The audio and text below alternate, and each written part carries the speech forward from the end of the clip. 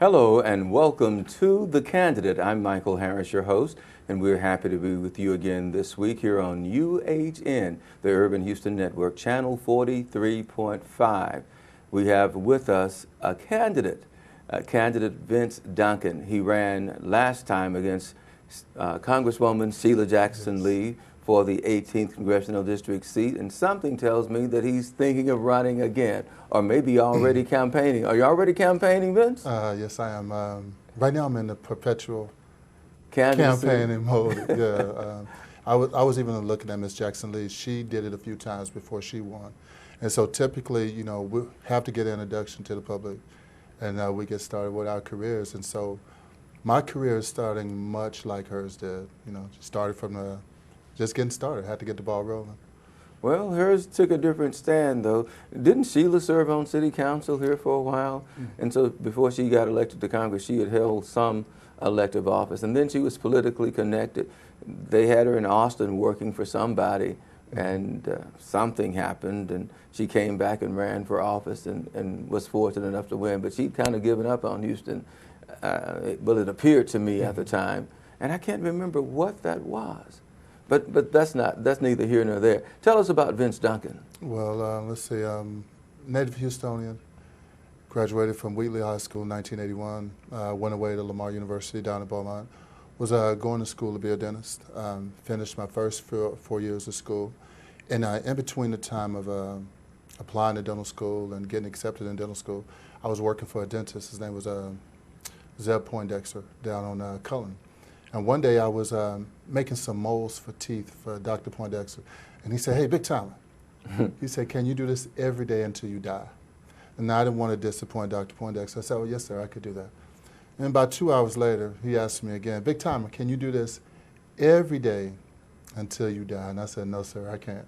And he said, "Well, what is it you want to do?" But before I could reply, he said, "You ever thought about being a mortician? There's a lot of money in that." And I said, "No, Dr. Poindexter, I don't want to touch dead people."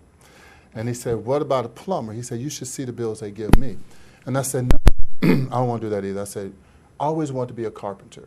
I said, "Really, that's all I ever wanted to do." But because I was so good in school and I scored real high on all the tests, people would encourage me to be an architect, but anything but labor. But my ideology was sooner or later, the guy that knows how to do the work is going to be the guy that can make the most money, especially if everybody's encouraging you to never work. So I didn't call my mother, I called my father, and I said, "Hey, look, I need to talk to you about something." I said, "Would you be disappointed with me if I wasn't a doctor?" And then he said, "No, but you're going to have to do something." So I said, "Well, I want to learn how to build houses." So my father met me at Sears down on South Main, and he bought me all the tools I needed to learn how to build houses. So got off into construction. I started building houses. I learned how to draw blueprints while I was in high school. Draw blueprints, I learned how to do everything concerning housing. And so I started a small construction company. I started remodeling houses, started building houses, got off into furniture building, and that was kind of how I ran into the founder of the UHN sister. I was able to build some furniture for her church.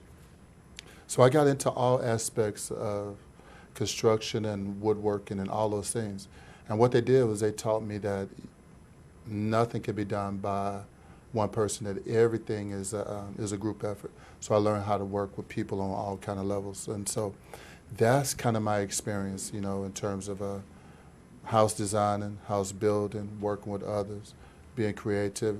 And so that's kind of my background. So are you trying to tell me that these particular skills will help you or do help you in politics? Yeah, I would say that these skills are going to give me an edge in terms of what our community is going to have to do better going forward. My grandfather, he voted for Lincoln because of the debt that he said he felt like he owed to Lincoln for freeing his father, which was my grandfather, Charles Livingston, from slavery. All right, and then so I asked him, when did he stop voting Democrat? And he said, whenever Roosevelt came through with the New Deal. So after Roosevelt comes through the New Deal, our whole community is voting Democratic. And so now I feel like we done paid Roosevelt, and we done paid Kennedy and all those people back, for everything that we thought we may have owed them. Then I feel like now we need to start concentrating on advocating only for our community, only for our community. So politically, I think this is a new direction that our community needs to take, where we start advocating for ourselves. I'll give you all kind of examples. You could drive down Antoine, you can drive down Cullen, you can drive down Lockwood, any street in the real older black community, and you're going to see everybody with businesses there but us. And they're our community, and people coming from all over the world, and they gaining access to capital, open everything in our communities, and we're making all of these people very, very wealthy. Now, they come in here and they don't have Social Security numbers, they don't have credit reports, they don't have anything, but some kind of way they gaining access to United States Capitol to open anything they want. And so I think going forward in terms of Congress, of state elections, local elections, everything needs to go back to the original form. And the government and these things were never designed for one or two people to have all the power in the country. It was always that the representatives should represent the people in that community, but not so much the political party. So that's kind of way I'm looking at things, put things back in order. And so that's what we need going forward, I think. So now, Dr. Bobby Mills, who's a guest on The Candidate last week, said that there are really two parties, the black party and the white party. So when you start talking about, I guess, race issues, in a way you're agreeing with him that we have to, that black people have to, I guess, have their politics based on their particular interest. And are you saying that neither the Democrat Party or the Republican Party represent those issues very well these days? No, they don't. What they do is they advocate for their party. You know, during our President Obama's term, our government was shut down. Now, the Democrats had a lot of really good ideas. The Republicans had a lot of good ideas. Now, but between the two of them, they had a hard time admitting publicly that the other guy was right. So instead of them working it out, they shut the country down.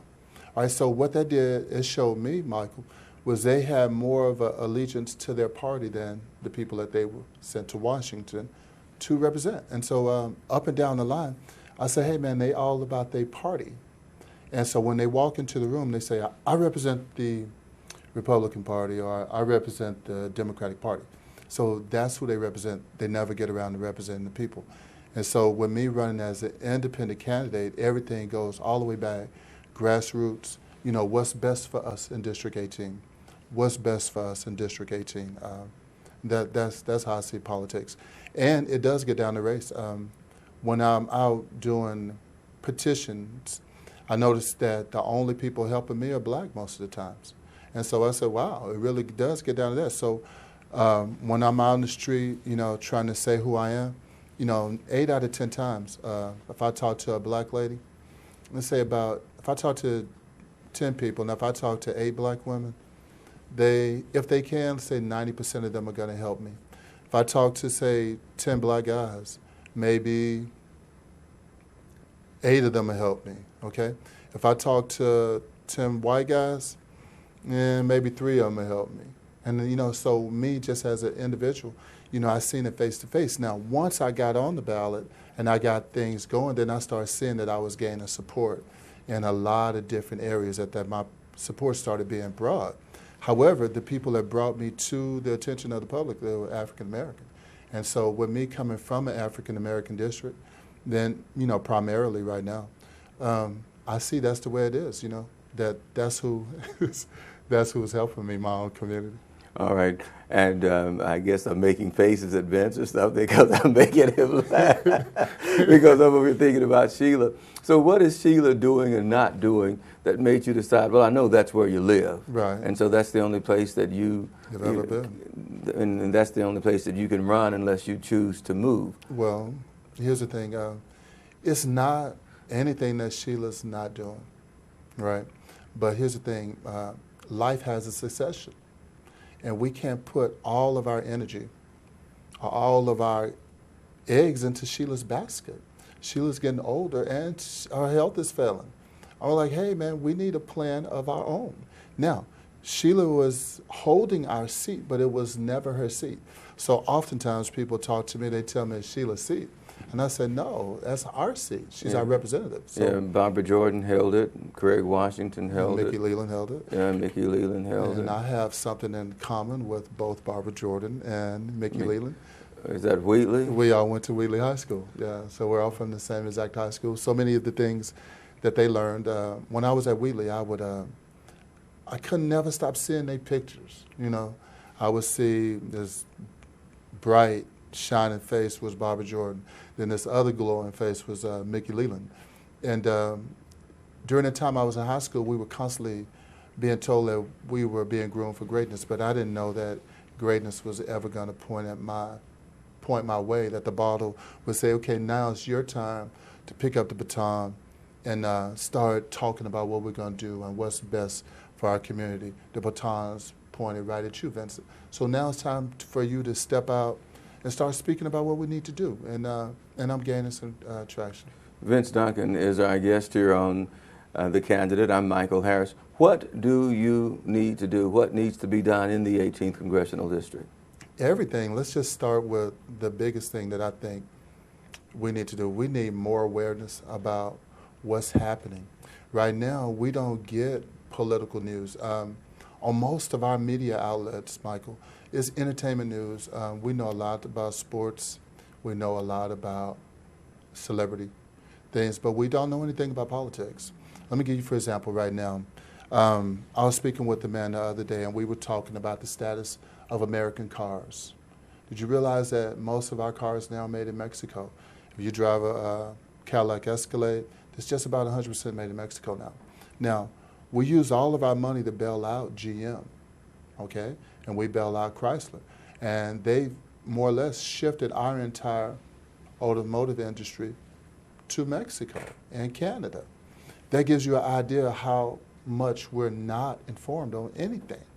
So we need to start being in the loop on what's happening in and around our community, and we don't have this kind of access to our government.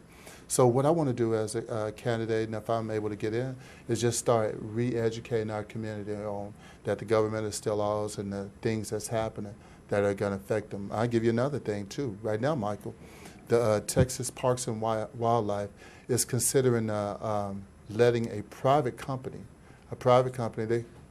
they're considering leasing 23,000 acres of the Gulf of Mexico to a private company, okay? And if anybody wants to do any kind of commercial leisurely fishing, they would have to go to these people. Now, these are the kind of things that we're not finding out about. And so that's what we need to do, is we need to open up access to our government back to our community. Well, we need to take a short commercial break here on UHN. The program is The Candidate. Our guest is Vince Duncan. I'm Michael Harris. We'll see you in just